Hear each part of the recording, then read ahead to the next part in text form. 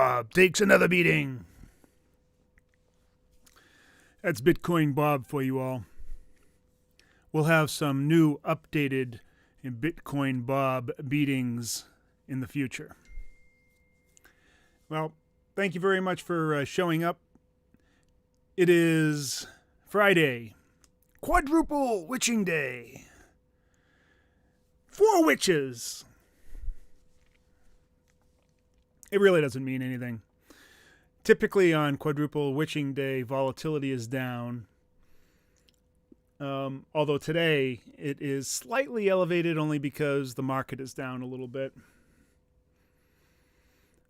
But it was a very, very successful day for us here at Asymmetric. 0 DTE. So 0 DTE, for those of you who are wondering, means 0 days to expiration.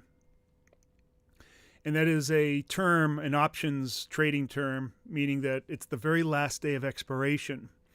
And it's a very special day, mostly because there's a significant advantage for options traders, and particularly with the S&P, because the S&P, not only do they have weeklies, but they have intra-weekly options contracts that expire on 3 separate times every single week, Monday, Wednesday, and Friday. So it gives us this incredible edge because of the exponential decay that you get on the last day of expiration. Plus, it gives that opportunity to us 3 times a week. Now, what I practice is something that I've coined the inversion of risk strategy. And how it is different is that it is the complete opposite of what almost everybody else that is trading the 0 DTE does. Most other people are putting on high probability trades. Don't let that term fool you, because high probability trades actually have tremendous risk, and they're not so high probability either. So they put on high probability trades to try to make a tiny little bit of money while risking a huge treasure trove of money.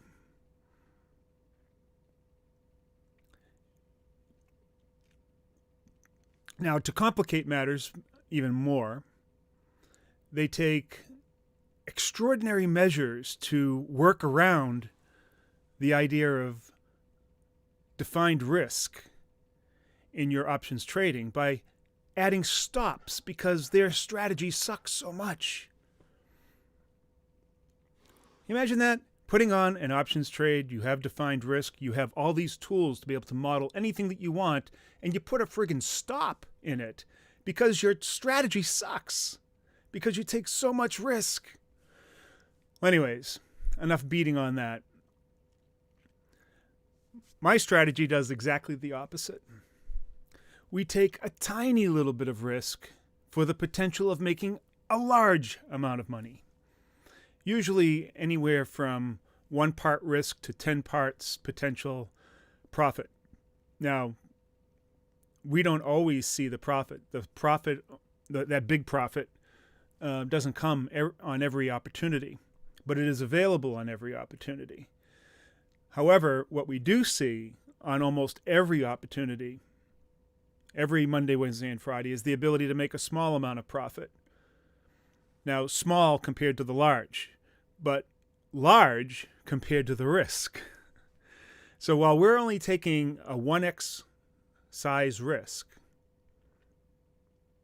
a 1x size risk for potentially making a 10x size profit, most of the time we make a 1x size profit. So now think about that. What we're saying is that we're making 100% profit relative to the risk. So let's say our risk is $100.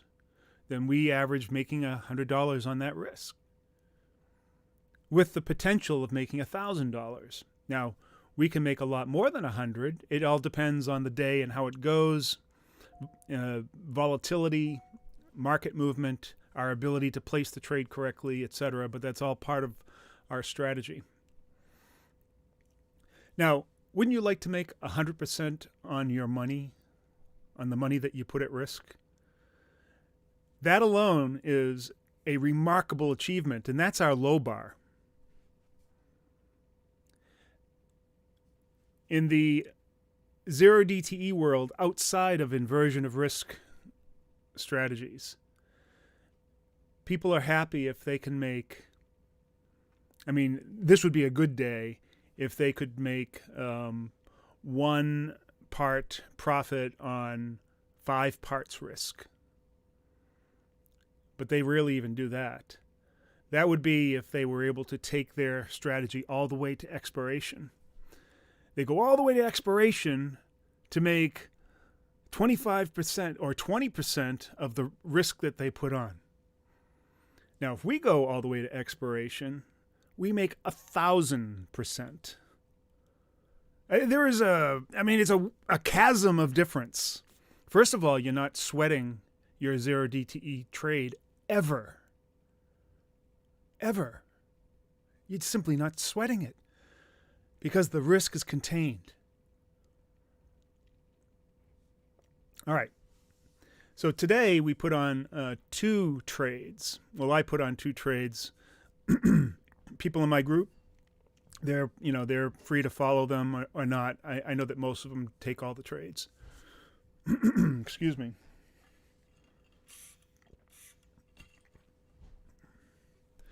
So we did 1 trade in the E-mini S&P futures contract and did it very early in the morning.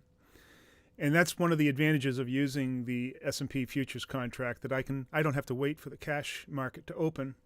On triple witching day, when the cash market opens, that E-mini contract actually expires. So you really have no choice but to put it on early in the morning. So I put 1 trade on at 2 a.m. and I set a profit target for making 100% of profit on my risk. And it came through at about 3 a.m. while I was asleep. And then I woke up. Now, I didn't actually put the trade on at 2. I put the trade on around midnight. And I set it up so that it would hit a certain parameter. It traded at 2 and then also got out of the trade at 3. So while I was sleeping, I made 100% on my money. I got up in the morning and I decided, well, it's 6 o'clock. Maybe I can put on another trade. So I tried another trade. On this one, just because of the conditions, I was able to put on a very, very tiny amount of risk. As a matter of fact, had it gone all the way to expiration, that amount of risk probably would have amounted to 1 part risk to, let's see, let me figure this out, to about 30 times profit.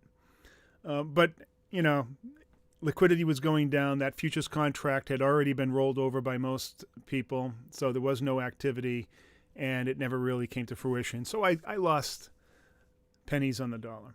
Very, very, very small amount. Literally, less than it would cost me to go out to lunch. So that was 1 winner, good size winner, 1 loser, extremely small loser, about 1/20th the size of my winner. And then I put on a SPX or an S&P index. Actually, I used the mini, which is XSP. And we did the same thing. Did this, let's see, what time did we do this?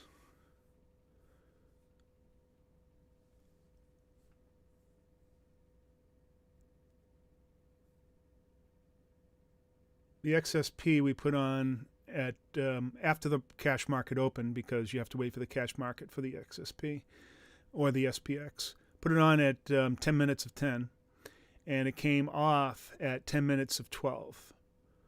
I simply set it to give me approximately 100% of my risk. So another 100% profit. So I had 2 trades where I made 100% of the risk that I put on. Not bad. So that is the inversion of risk strategy with the zero DTE. Now, if you'd like to learn how to do this, go to asymmetricadvisor.com, sign up. Taking new signups now. And we have a number of other services, including something we call the 3D options, which is more like swing trading with options, and then also the advisor newsletter, which is natural resource investing. And if you're into that, that service is just off the hook. Last year, with all of our picks, all the picks combined, we averaged 350% returns on that service. But if you're into day trading, the zero DTE with the inversion of risk strategy is for you. It is absolutely the best way to trade the zero DTE, in my opinion, and I think that you will agree that it's much better to risk a small amount to make a huge amount, have a great win rate, where your smallest amount that you're making is still 100% of the risk capital that you put up. And, all right, let's see. Do we have any questions? Let's see.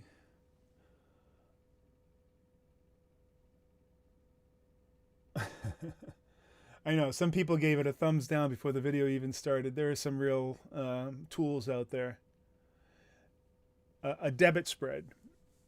No, I can actually use a debit spread or a credit spread. I generally like to use the credit spread, particularly if things are moving fast. But it doesn't matter. I can use a spread. I can also use simply a long call or a long put, depending on which direction that I'm going in with defined risk.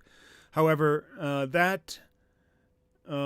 you'd have to have a really big move for that to give you the kind of risk to reward that you're looking for. And every once in a while, you can pick a trending day, and that can work out. The credit spread is a much easier way to do it, and it gives you an approximation of the long call, a long put.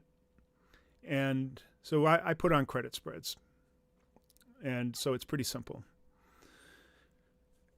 And do it in such a way that I collect enough credit in order to reduce my risk to a very small amount, usually about 1/10 of the potential profit.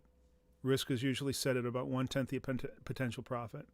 There are occasions where that simply isn't going to work, where we don't have the kind of movement or volatility in the market, and so we might have to dial that in a little bit. But that's generally how it works. Let's see. Can I replicate what you do on the futures on the SPX index? Well, you may have missed what I said just a little bit earlier.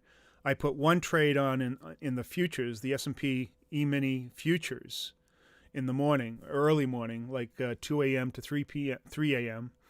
And then when the market opened, I put on an XSP, which is the mini version of the SPX, at around a little bit before 10 a.m.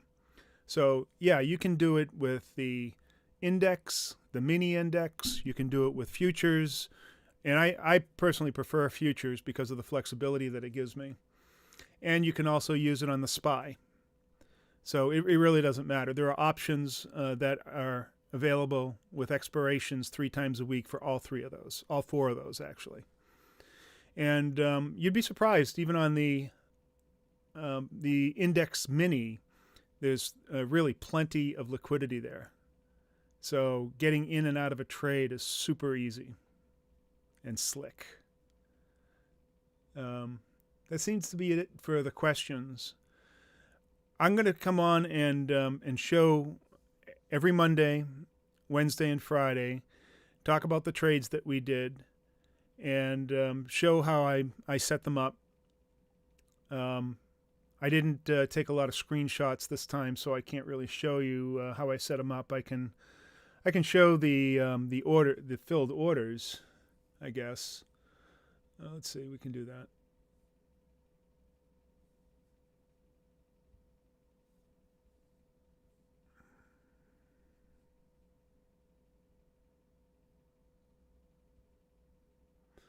All right, so here's the filled orders.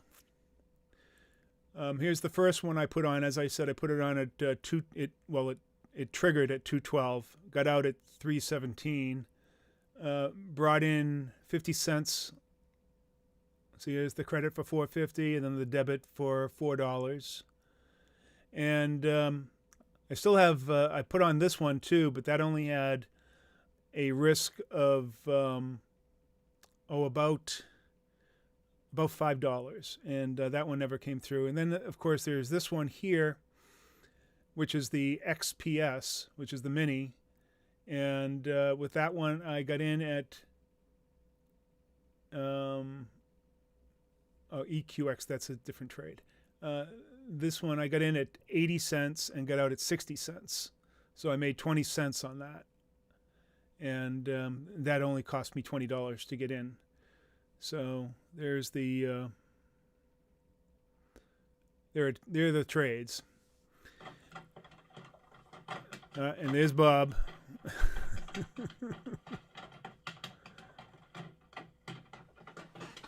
Oh, Bob! Oh no! In slow motion, Bitcoin Bob is taking it hard.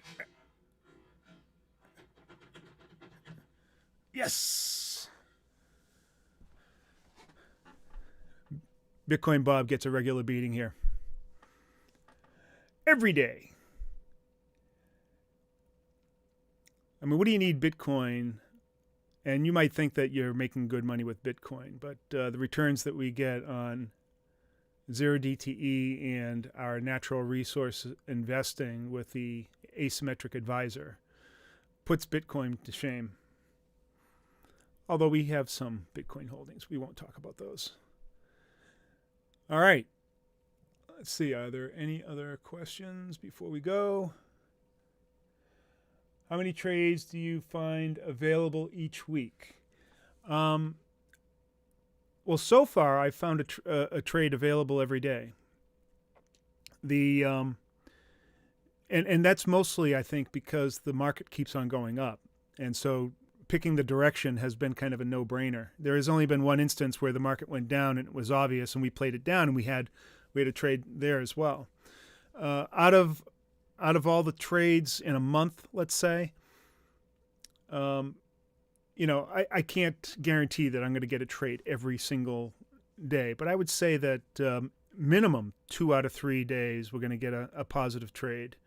And if it's a loser, the loser is going to be very, very small. And I would say maybe 2 times out of a month, you'll be able to bring it to expiration. So you'll get a 10x trade. So very, very tight risk, huge profit potential. And even on the weakest trades, we're typically making 75 to 200% on the risk that we put up. And so that's about it. I mean, we probably do, I don't know. It's hard to say because I've only been doing the service officially for a couple of months, but the strategy I've been working on for a while. I would say that win rate is probably around 75%, with about an average of about 150% return on capital, something like that. That's an eye opener, huh? So, yeah, there you go. Zero DTE with inversion of risk. Now, there's a lot more to it, besides just putting on these strategies, these option strategies. And there's a lot to the timing, which direction that you choose, the analytical methods that we use that all give us or pile on to the edge that we already have from overstated implied volatility. So there you go. We'll see you Monday. I hope you have a great weekend. Thank you very much. Take care.